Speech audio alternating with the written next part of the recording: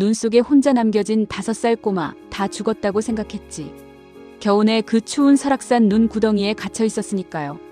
그런데 봄이 되어 문을 열어보니 아이가 통통하게 살이 쪄서 웃고 있더랍니다. 누가 밥을 줬냐고 물으니 예쁜 누나가 줬대요. 여러분, 이 이야기가 믿기시나요? 오늘 그 소름 돋는 기적의 현장으로 여러분을 안내합니다. 반갑습니다. 오늘도 부처님의 가르침으로 마음의 양식을 삼는 시간, 오늘도 바라밀의 자은하보살입니다. 오늘 제가 준비한 이야기는 우리 불자님들이라면 한 번쯤 들어보셨을 수도 있고 또 영화로 보셨을 수도 있는 아주 유명하고도 가슴 찡한 이야기입니다. 바로 강원도 인제 설악산 깊은 골짜기에 숨어있는 암자 오세암에 얽힌 관세음보살님의 가피 이야기입니다. 사실 요즘 세상이 참 각박합니다. 나이가 들수록 몸도 예전 같지 않고 자식들이 있어도 다들 제 살기 바빠서 얼굴 한번 보기 힘들지요. 그러다 보면 문득 나는 혼자구나 하는 외로움이 사무칠 때가 있습니다. 오늘 들려드릴 이 5살 아이의 이야기는 그런 외로움과 두려움을 어떻게 이겨낼 수 있는지, 그리고 우리가 마음을 다해 기도하면 어떤 기적이 일어나는지를 아주 명확하게 보여주는 실화입니다. 자, 시계를 거꾸로 돌려보겠습니다. 지금으로부터 수백 년 전 조선시대 초기로 가볼까요?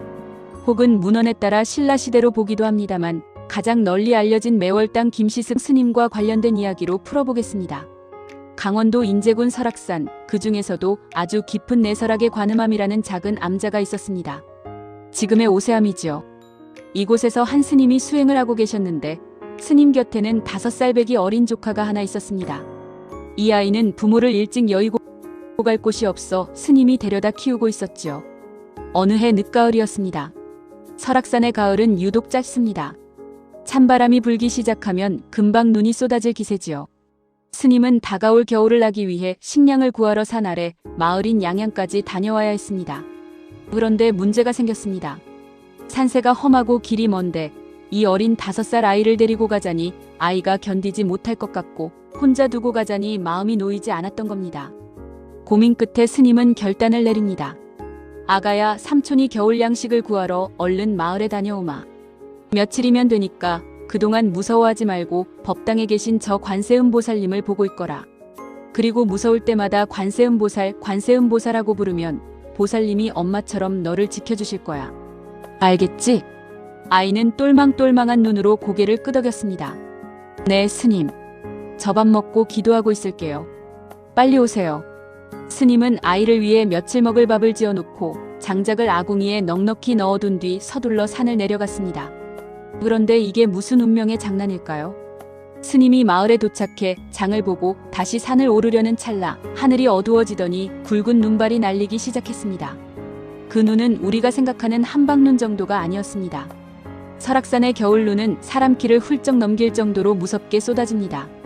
순식간에 산길이 지워지고 바위가 덮이고 온 세상이 하얗게 갇혀버렸습니다. 스님은 발을 동동 구르며 산을 오르려 했지만 마을 사람들 모두가 말렸습니다. 스님, 지금 올라가면 스님도 죽습니다. 눈이 멈추고 길이 뚫릴 때까지 기다려야 합니다. 그렇게 하루가 지나고 이틀이 지나고 폭설은 멈출 기미가 보이지 않았습니다. 결국 스님은 산 아래 마을에 발이 묶여버렸고 겨울 내내 암자로 돌아가지 못했습니다. 스님의 마음이 어땠을까요?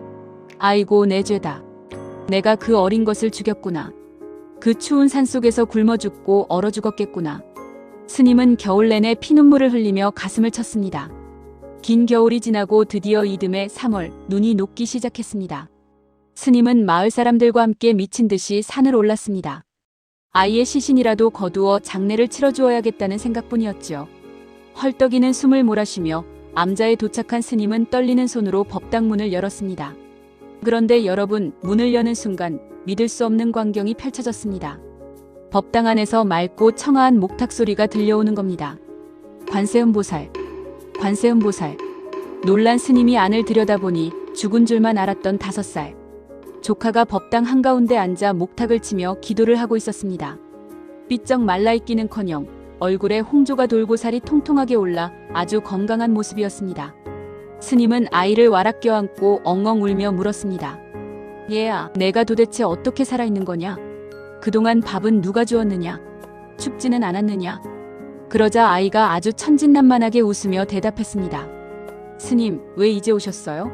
스님이 가시고 나서 저기 그림 속에 계신 예쁜 누나가 매일매일 찾아오셨어요. 때마다 따뜻한 밥도 주시고 춥다고 하면 옷으로 감싸주시고 밤에는 같이 재워주셨는걸요. 아이가 손가락으로 가리킨 곳은 바로 법당에 걸려있는 하얀 옷을 입은 관세음보살님의 탱화였습니다. 스님과 마을 사람들은 그 자리에 엎드려 절을 올릴 수밖에 없었습니다. 나무관세음보살, 나무관세음보살. 이 5살 아이의 티 없이 맑은 믿음, 관세음보살님을 부르면 지켜주신다는 그 순수한 마음에 감응하여 관세음보살님이 직접 현신하여 아이를 돌보셨던 것입니다.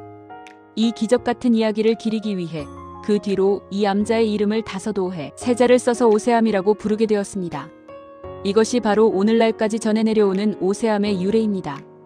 여러분, 이 이야기가 단순히 옛날 전설로만 들리시나요?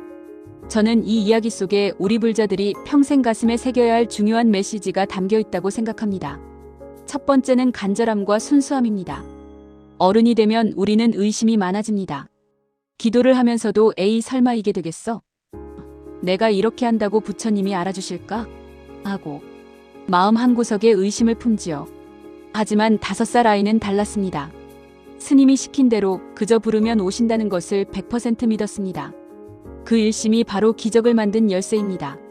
여러분도 기도를 하실 때 계산하지 말고 아이처럼 매달려 보세요. 부처님은 계산적인 기도가 아니라 절박하고 순수한 기도에 응답하십니다. 두 번째는 관세음보살님의 가피입니다. 관세음보살님은 천수천안, 즉 1000개의 손과 1000개의 눈을 가지고 계시다고 합니다. 세상 모든 중생의 괴로움을 보고 듣고 구해주시기 위해서지요. 눈보라치는 산속 홀로 남겨진 아이도 보살피는데 하물며 평생을 열심히 살아온 여러분을 외면하시겠습니까? 여러분이 지금 겪고 있는 외로움, 병마, 자식 걱정, 이 모든 고통의 순간에도 관세음보살님은 여러분 곁에 계십니다. 단지 우리가 마음의 눈을 뜨지 못해 해보지 못할 뿐이지요. 잠시 오세암이 어디에 있는지 좀 더 자세히 알려드릴게요. 혹시 가보고 싶은 분들이 계실까 봐서요. 오세암은 강원도 인제군 백담사에서 영시암을 지나 산길로 한참을 더 올라가야 나옵니다. 요즘은 길이 좀 정비되었다고는 하나 여전히 만만치 않은 등산 코스입니다. 해발 1242m의 만경대 밑에 포근하게 자리 잡고 있는데요. 이곳은 우리나라의 대표적인 관음기도 도량입니다. 기운이 아주 맑고 강해서 지금도 전국의 수많은 불자님들이 기도를 올리러 찾아가는 성지입니다. 이 이야기는 영화 오세암의 원작이기도 합니다. 고 정채봉 작가님의 동화를 바탕으로 만들어졌는데 영화는 결말이 조금 더 슬프게 각색되어 많은 사람들의 눈물샘을 자극했죠. 하지만 원래 불교 설화는 해피엔딩입니다. 아이는 건강하게 살아서 훗날 훌륭한 스님이 되었다는 이야기도 전해집니다. 자, 이제 이야기를 마무리하며 우리 삶을 한번 돌아봅시다. 나이가 들면 문득문득 찾아오는 적막함이 있습니다. 텅 빈 집에 혼자 있을 때, 몸이 아파 누워있을 때 우리는 오세암의 그 아이처럼 눈 속에 갇힌 기분을 느낄 수 있습니다. 하지만 여러분 기억하세요. 여러분은 절대 혼자가 아닙니다. 입으로 관세음보살을 염송하는 그 순간 여러분의 방 안은 오세암의 법당이 되고 여러분의 곁에는 따뜻한 손길을 내미는 관세음보살님이 함께하고 계십니다. 오늘 밤 잠자리에 드시기 전에 마음속으로 조용히 혹은 소리내어 불러보세요. 관세음보살, 관세음보살. 그 연불소리가 여러분의 불안을 잠재우고 5살 아이에게 찾아왔던 그 따뜻한 봄날의 기적을 여러분의 삶에도 가져다 줄 것입니다. 오늘 이야기가 마음에 와닿으셨다면 주변 도반님들과 함께 나눠보시는 건 어떨까요? 좋은 이야기는 나눌수록 공덕이 됩니다. 지금까지 여러분의 곁에서 부처님 말씀을 전하는 자은하보살이었습니다. 관세음보살. 구독, 좋아요는 불사입니다.